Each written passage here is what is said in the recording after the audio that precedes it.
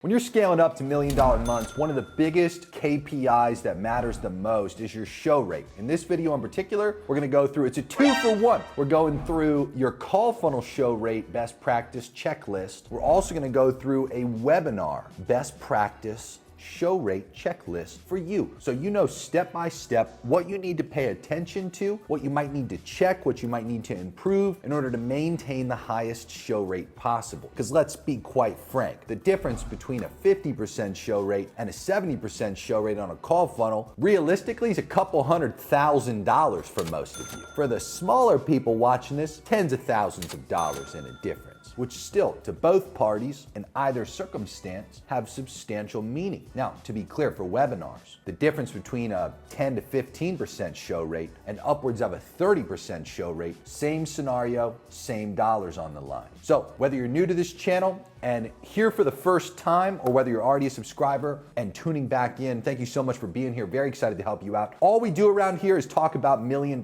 months. There is nothing else that we give a fuck about besides hitting $1 million months and then clearing a couple $1 million a month and scaling beyond that after. These are all lessons from clients who have been there, done that, lessons that are proven to work out there in the field. But I can't stress this enough. Your probability of doing 10 million a year, a little less than $1 million a month, according to the US Bureau of Labor Statistics, is 0.1%. So the probability for you personally, that's right, you sitting here watching this, to ever hit $1 million months, let alone anything above that, is even smaller than 0.1%. So there's no income claims around here. There's no earning potential. There's absolutely no guarantees you're gonna make fuck all money after watching this video. These are just lessons that were handed down to you from people who have been there, done that. Keep that in mind. And without further ado, let's dive into another banger. Let's start with call funnels. So for your call funnel specifically, there's a few things that matter the most when you're looking at what you need to focus on step by step. What I like to do with any good checklist is go through the sequential order of what happens from a lead's perspective that can impact their probability to show up or not. That obviously starts in this case with the ads. So the ads is an initial category. There's a few things that we have to keep in mind. Number one is the messaging of the ads.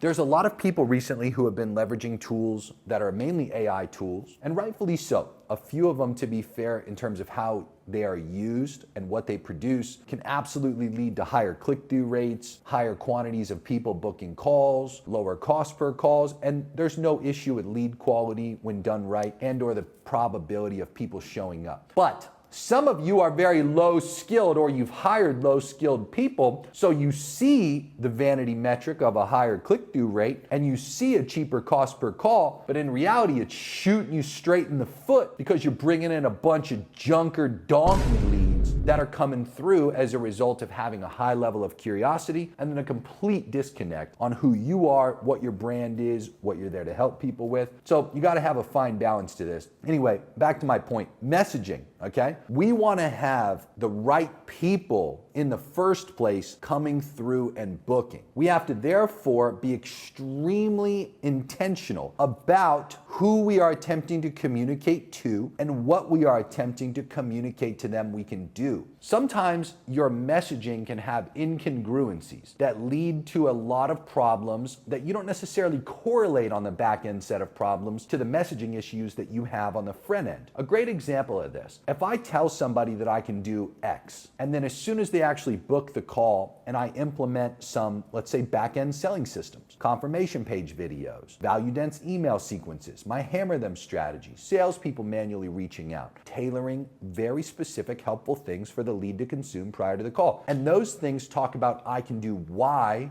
and Z, and they fail to reiterate that I can accomplish X, the person might think, I booked a call for somebody who can't help me. That's incongruency. Incongruency can fuck your show rate. The wrong people booking in the first place. Sometimes I get people who I work with, whether it be through my Inner Circle program, hands-on clients, or even just my Master Internet Marketing students bringing up these situations. They'll have a really good cost per call. Whatever you view really good as, let's just say that it's in that range so you're on the same page with me mentally through this example. They have a really good cost per call, but half their leads are junker donkey lead, okay? And as a result, their cost per call is technically not what they view it as in the ads manager or in Hyros or whatever other tool they're using for reporting. So it's artificially low. It's not actually low. But in their brain, they haven't made the distinction yet and the difference between what an actual cost per qualified call is currently coming through and what a junk or donkey lead cost per call is comparatively. So as a result, when they implement some of the best practices that we're sitting here talking about now, they look at it like, oh, I'm getting a higher cost per call now. But in reality, they're dramatically increasing the quality of the calls that they're producing, and they technically, just based on math, have a lower cost per qualified call than whatever the cost per qualified call was prior in the junk or donkey lead metric that it previously was. You understand? So moral of the story is, sometimes you'll do things that improve stuff, and then it artificially inflates one of your numbers to the real number that it should be the entire time. And even that number is technically lower in this scenario than what it previously was. But you'll still view it as higher because you're comparing it to a previously made up number that didn't make sense to track in the first place the way that it was. So moral of the story, messaging can bring in the wrong people, or it can bring in a lot of the right people. And messaging is on the ads, it's on the funnels, it's everywhere. It's in what you say in the videos, it's in what you say in the images. Messaging can also be how we communicate what we can do. So image ads, as an example, are very easy to quickly interpret. However, they typically bring a lower interest level and therefore a lower intent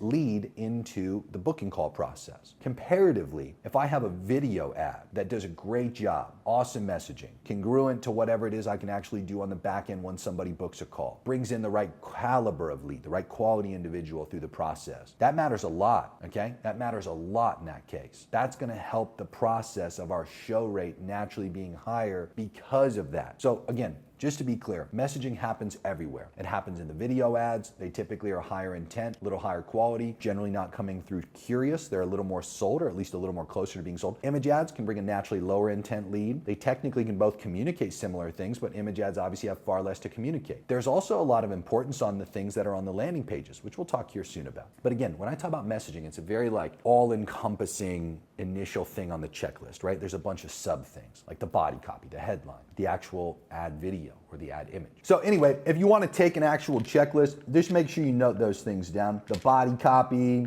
the congruency aspects of this whole thing, that would definitely be another little checklist here. What you say inside of the videos, what you say inside of the images. And by the way, you should never use just one or the other in terms of videos or images. We typically like to use about 80% of our total assets to be videos. We like to have 20% be images. We find the balance is healthy. Okay, and again, congruency. Congruency means things on the front end are congruent to what's on the back end. These are an example of some of the things that you can track as a checklist to what can immediately impact show rate. Also on the ad level, of course, we have our targeting. So most of the time, for a lot of you sitting here watching this, you're gonna be leveraging Facebook and Instagram as your main traffic channel. Maybe you're leveraging organic. Let me be clear when I say this. Obviously, if you're doing paid ads, it's a very big difference between channels, okay? Every channel allows you to target different subsets of people. But most businesses that we've seen come through our processes, they spend a majority of their budgets on Meta. So long story short, targeting on Meta specifically is broad targeting.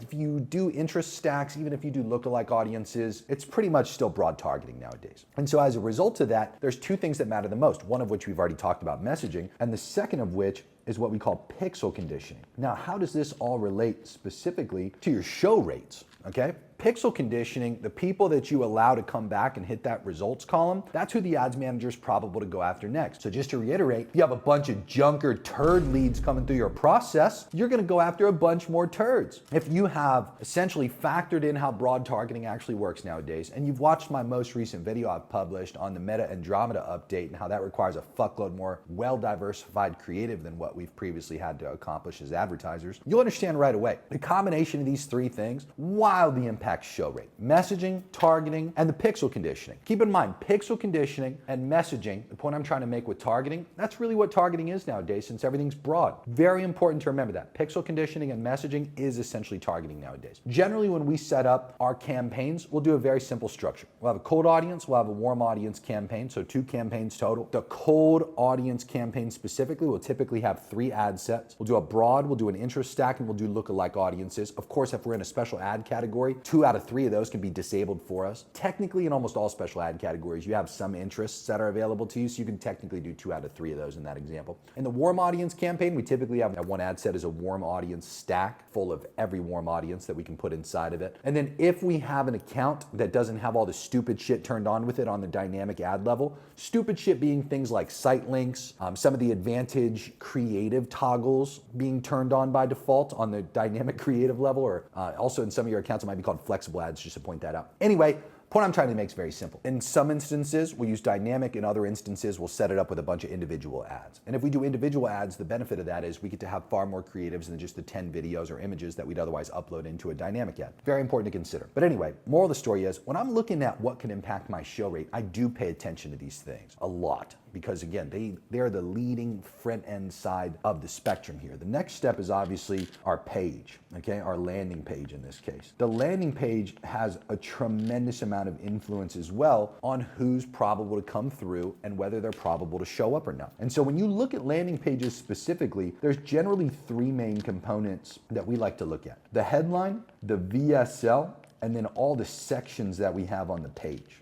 Okay? A little other subset statistic just to pepper in here is whether we directly embed the application or whether we have a button. Something else to consider in terms of whether people are probable to show up or not. Interestingly enough, inside of these variables specifically, this is a big component of messaging, just to be clear, for how this is going to influence who comes through or not. But I also want to be very fair in saying some people at this step specifically will have something like an opt-in. If you've watched a lot of my videos on this channel, you've heard me talk time and time again about demonizing opt-in pages. It's generally because it lowers the quantity of people that are going to book calls. It artificially inflates your cost per call as a result, and it typically also is optimized around the general public. Whereas rich people, they generally don't ever opt in, especially when they're just there to watch and consume a pitch that you have and see if it's right for them in the first place. You're therefore going to allow more people to book. You're going to have a lower cost per call, and also you're going to have, in this case, believe it or not, have more people probable to show up. Interestingly enough, time and time again, and I don't think I've shared this in other videos on this channel to be clear, we've seen that opt-in rates can either wildly influence in a positive direction or negative direction what the show rate ends up as. Believe it or not, as a split test, we have different accounts where they justify wholeheartedly that the opt-in is necessary, that people who opt in show up at a higher rate and they buy at a higher rate, but yet their show rates are in like the 40s to even as high as like the 60 percentile range. And we tell them, we're like, look, let's just try it for 2 weeks. Let's remove the opt-in for a 2-week duration of time. Let's see if we can get any positive impact on the other side of that split test. Let's fuck around and find out. And every single time, it is a majority of the time that this occurs. I guess that was kind of like that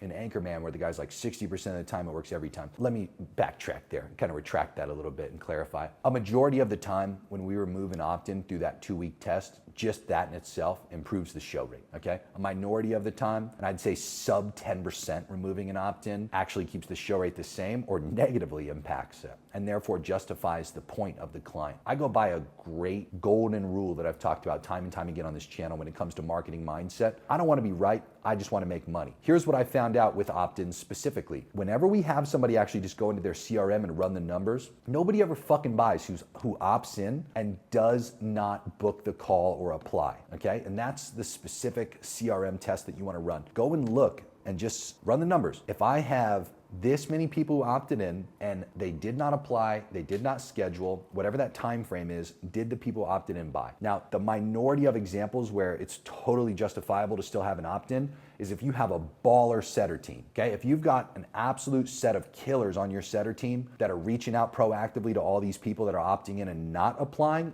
that's your highest probability to obviously make money with those folks. If you've got a killer email sequence that's laying up people onto your schedule, therefore lowering your cost per call and justifying the opt-in because those people do buy, again, totally makes sense to have an opt-in. But let me be clear when I say this. When it comes to show rate, remember that stat, okay? A good 90% of the time, when we remove an opt-in, it improves the show rate. So it's something to consider when you're watching a video like this, when you're looking at your show rate checklist. Do you at least want to justify running the test to find out for yourself what your organization's statistics are going to look like on the other side of that? It's justified every time in my world when somebody has an opt-in. I'll tell you that right now, especially for a good 2 weeks. So anyway, opt-in, something to consider. Do you have it? Do you not have it? You know, either way, make sure you understand that absolutely and wildly affects show rate. Outside of that, the application itself. So when you look at application question counts, this can also dictate show rate positively or negatively. We have a consulting client literally right now that just in the most recent month ran this test. They had an application that was 18 questions long. Every single time we looked at CRO, everybody would point their finger at that application and be like,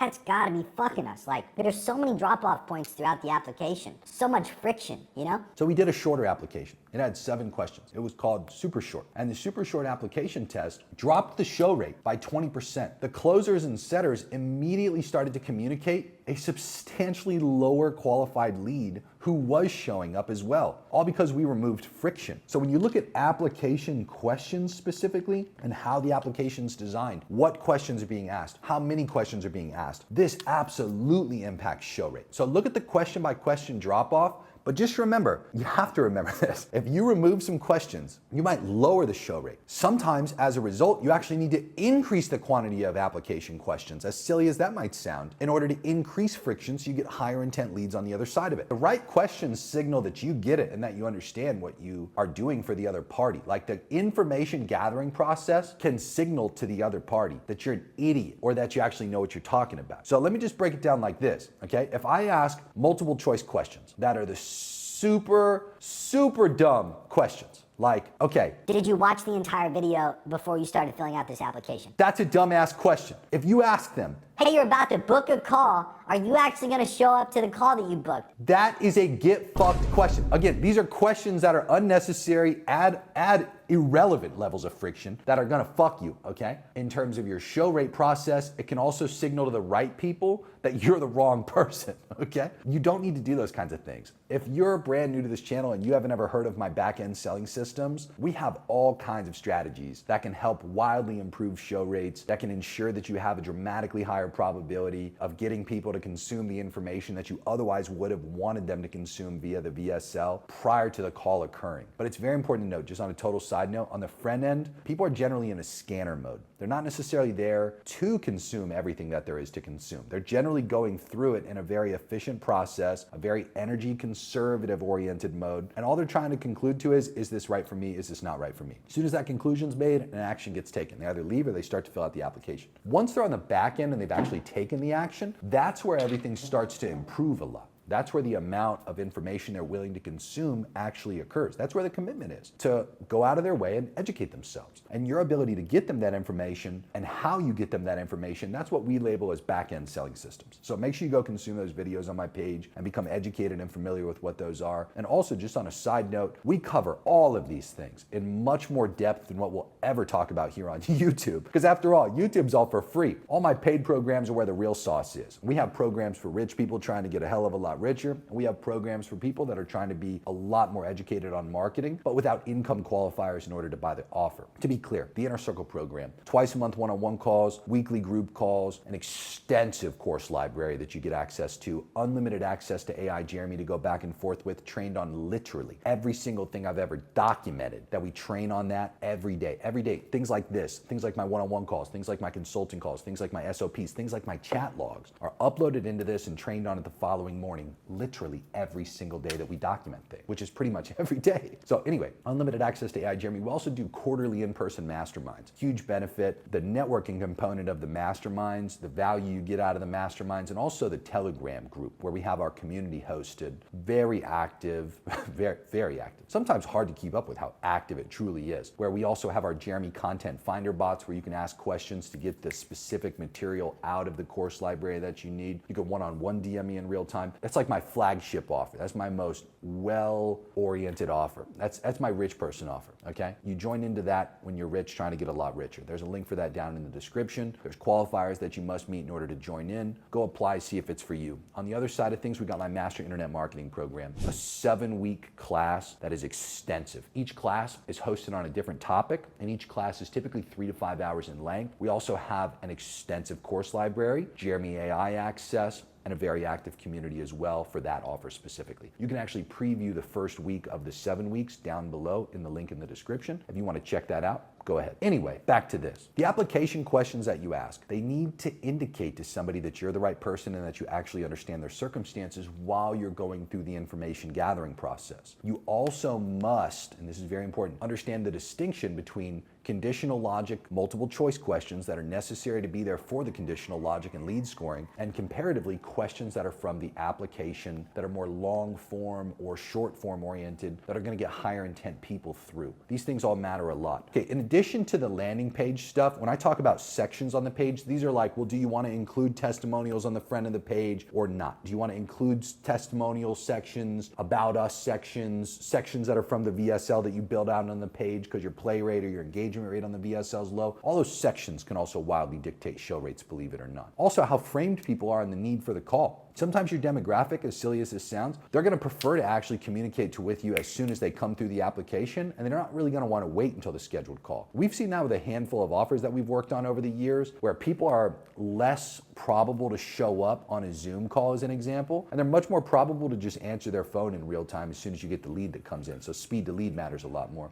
Blue collar niches especially. Much more people have willingness to just talk on the phone because they're out and about, rather than jumping on a Zoom call at a desk. You know, comparatively, the younger demographic, they're very used to booking Zoom calls, showing up on Zoom calls, builds a lot more trust when it's done that way. It's very demographic centric, but anyway, I digress. The point I'm trying to make is very simple. You have to understand, okay? The front end matters a lot. Okay, everything above this, when you look at it, this all wildly impacts show rate. But a lot of people don't put any attention onto the front end when they're trying to solve their show rate. They only put attention on the back end. And there's nothing wrong with that. The back end can absolutely improve it, which you're about to see here. But the front end matters a lot too. Don't discount that. So on the back end side of things, right after somebody books, we got the very first thing that they're going to interact with, and that's the confirmation page. So typically on our confirmation pages, we have the initial at the top headline that we want to make sure we optimize for. Okay, sometimes people put stupid shit there. They're like, stop, don't leave, watch the video below.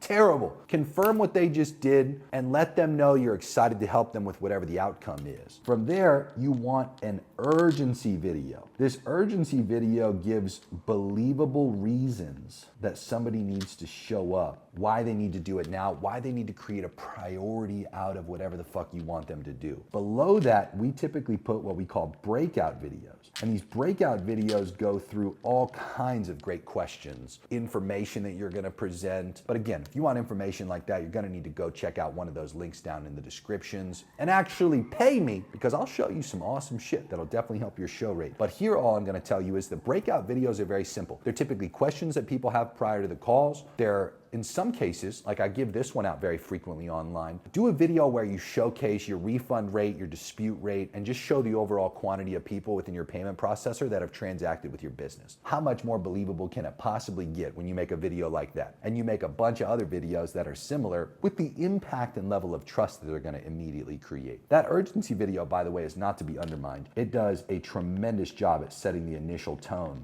And a lot of people undermine the need to have reasons to do things. You don't just want to have a confirmation page that gives information. You want to also give reasons, emotional reasons at that, to actually do stuff. But they have to be very believable. You have a testimonial section in most instances, and then from there, you can even have just some written out FAQs that are a little more easy to consume. In some instances, you have something that you might have there that's like a downloadable piece of material or a list to certain sales assets or trust assets that you might have put in a well-organized place. The confirmation page matters a lot. We typically see, and I want to be very clear when I say this, about a 17% average improvement in show rates just from a well-optimized confirmation page. It is huge in terms of what it does. From there, we have the emails that they typically interact with next. And in my world, we have these things we call them value-dense emails. The value-dense emails are really easy to understand. It is actually valuable, high-frequency emails that get sent. We have some accounts that send up to 6 a day as an example. As crazy as that sounds, usually we don't start at 6 a day.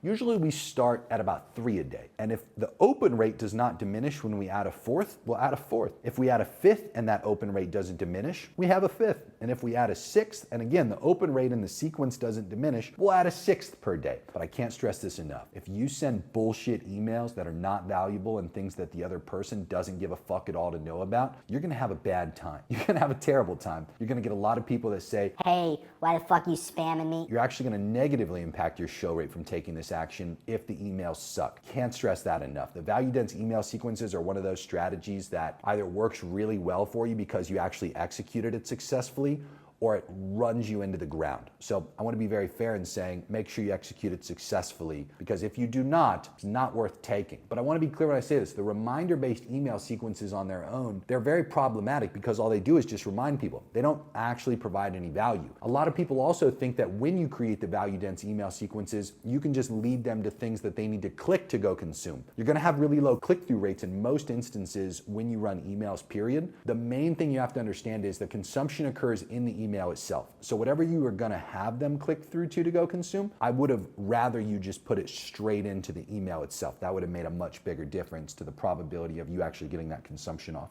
From there, we have what's called the hammer them strategy. Now the hammer them strategy, this is one of those content ad strategies. This fucks super hard. It's so awesome. Content ad strategies are very simple. I've pioneered these strategies over the last decade, whether it's leading with content and then following with direct response, having direct response and then content, having direct response, a key action taken, and then content, like what the hammer them does, and many more instances. Content strategies are amazing at what they can do because all you're doing is in extremely cost-effective ways paying to distribute content that you want to have reach a specific target demographic. So in this case, after somebody books a call, I want that person to go and consume a lot of content. We have entire videos on this channel dedicated to this exact ad strategy. We typically have 30 to 50 short form pieces of content, and we generally have about 15 to 30 long form pieces of content. Picture a video just like this one that you're consuming right now being distributed to you after you've booked a call with my team about learning marketing from us. And imagine it's not just this one, but it's upwards of 30 long form videos like this and 30 to 50 short form pieces of content that help establish expertise, trust, answer questions, frame properly, handle objections before they ever come up, and more. The hammer them strategy is highly effective, but it requires you to really understand it to be able to use it successfully. You have to understand the content that's needed for it, and you also have to understand the technical side of things. How many people need to be a part of that specific audience you're targeting, the frequency goals and objectives of it. But again, I won't sit here and make this entire video about the hammer them strategy. We already have entire videos on this channel dedicated to just that topic, so go check those out. And the last thing are your SDR best practices, which are your setters. So your setters or your closers, whichever one you want to have specifically execute this. This matters a lot as well. The pre-call communication from a real person makes a significant difference to show rates. Here's the good news. Over the years, I'm going to give you an example of a strategy that's worked really well, but has never really been mass adopted due to the effort that's required. Every person typically biases towards energy conservation. From an evolutionary perspective, we all had limited calories in the past. We had to go out of our way and hunt and gather to get the calories that we were going to consume to then go expense. Therefore, we all defaulted to a state of energy conservation. And over the years, obviously in modern times, we have unlimited calories. Therefore, we have unlimited energy. Humans have not yet adapted to this idea. And as a result, most still bias towards extreme energy conservation. The moral of the story is, when I give this specific tip to sales teams to go do, they generally never execute it. They never execute it because it takes that little bit of extra manual effort, and instead what they try to do is automate it, and it has such a low impact as a result, which is a huge advantage for those who are actually going to go the extra mile, that have great salespeople that have the willingness to go do these kinds of things. Because again, each one of these by itself, whether it's the confirmation page, whether it's the value dense email sequences, the hammer them strategy, or in this case, the SDR best practices, they all have such huge double-digit impact each, okay? So when you do all four of them, you're just increasing your probability that much more that you get that double-digit impact on show rates in a positive direction. But anyway, I digress. Selfie videos. Lead comes in, you have a presentable looking setter or closer that represents the company well, takes out their phone, shoots that lead that just booked a call onto their calendars, a quick video. This is their first real human interaction with your organization. You want to be well represented here, and you just want to have that person express some enthusiasm, excitement, and tailor some resources for that other individual to consume prior to the call. That's the thing that the setters get the opportunity to do. They get the opportunity to look at the application data, say this specific set of resources would make the most sense to give to this individual prior to the call, and instead of this individual having to go and consume all the hammer them content, all the email sequences, every video that's on the confirmation page, they have a human that looked at their current situation and just said, I know what this person needs. You need this, this, and this. Bang, here you go. That makes the most sense. Find a testimonial that's strikingly similar to that current person's circumstances. They can do that. all the marketing automation typically can't do that. I want to be very fair in saying there are some advanced strategies with these back-end selling systems that incorporate AI into it to help with application analysis and being able to add marketing automation that can contextually do this as well without having a setter do it. But I can't stress it enough. It's so easy to just have the person do this stuff too, and it creates a more positive impact because we all appreciate when somebody goes out of their way to personalize an experience for us in a world that we're all just treated like a number for the most part. You know, very important to distinctively have that mindset in the closers or setters that take this action because it makes a big difference. So anyway, from a back-end selling perspective, this is everything that happens prior to the call. And then obviously you have the call itself. So when you look at the call, okay, and you officially have the time of the conversation itself, you have to understand there's a few things that matter here too. The time and the date, okay? So a lot of the time what people will do is they'll book calls during the workday. It's kind of like if you were working a 9 to 5 and every business that you needed to go interact with was also a 9 to 5 business. How the fuck are you ever gonna get anything done? You have a job during those hours. How are you gonna go to the bank during those hours? How are you gonna go, let's say every grocery store was only open from 9 to 5. When are you gonna grocery shop? Let's say every mechanic that could work on cars was only open from 9 to 5. Let's say every business was just open between 9 and 5 and you also had to work between 9 and 5. There's a much higher probability you're not gonna be able to accomplish things that you need to get done in that example. Those are need to get done things, let alone the auxiliary things like whatever the fuck you're trying to sell to people that you also wanna have worked into that type of schedule. So your closers are typically gonna wanna bias towards like standard working hours, okay? In reality, and this is very interesting to point out, we typically see much higher show rates during off business hour times, whether that be later into the evening or earlier in the day. There are substantially higher show rates that occur during those specific times. By the way, I pepper that in at this point in the video specifically just to reward you for making it this far. So congratulations for having the attention span to make it this long into the video. It's a pleasure to have you here with us. Anyway, the off time hours make a substantial difference to positive impacts on the show rate. So when you look at those mid times of day, it's not like we don't want to load up the calendars during those times, but that's where we really have to make sure that we've made a priority out of this compared to everything else that they can go do. That's why the urgency matters. That's why the real highly believable reasons to do this now instead of just being able to chalk it up as something I could do anytime later. That's why that kind of stuff matters to get established prior to the call time itself, because the majority of your calls, as I'm sure you're aware of, happen during those peak times where everybody's got a bunch of other shit to go do, like work and accomplish actual high priority things. You get what I'm saying? That also wildly affects show rate. You could do everything above the exact way I just articulated, and if you schedule everybody on specific days and times that just aren't good days and times to talk, you're gonna have a bad time. That's gonna be a huge bias. It's gonna be something that wildly impacts how many people are probable to show up. And by the way, need I not stress at this point that every single thing I've just said,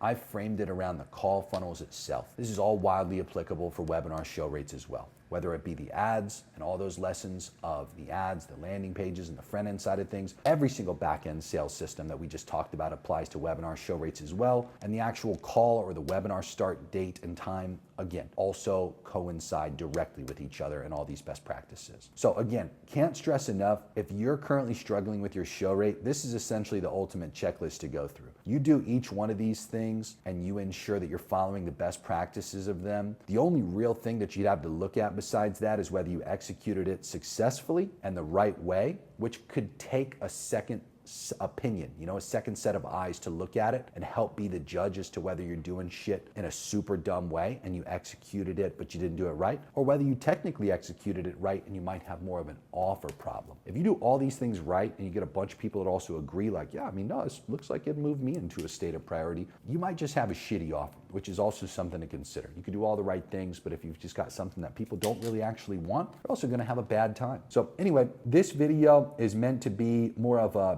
mastery video on what show rate improvement checklist should look like and what you need to go through step by step, just from the very beginning when you're already trying to set yourself up for a great show rate. But if you're struggling with show rate, walk through these steps, see what you come up with, and of course, check those links down in the description if you want all of the resources, SOPs, training videos that are far more extensive than what we'll ever cover here on YouTube. Would love to help you out further with that stuff. There's also plenty of other videos, as I mentioned, on my channel dedicated in depth to pretty much every one of these steps, whether it be landing page best practices, ad and messaging best practices. All the back-end selling systems have their own videos independently and generalized larger videos where I go through the entire system as a whole. We even have best practices for VSLs on this page. There's a tremendous amount of resources made available to you here, completely free on YouTube. So enjoy them. Thank you for being here and go get richer. Talk soon.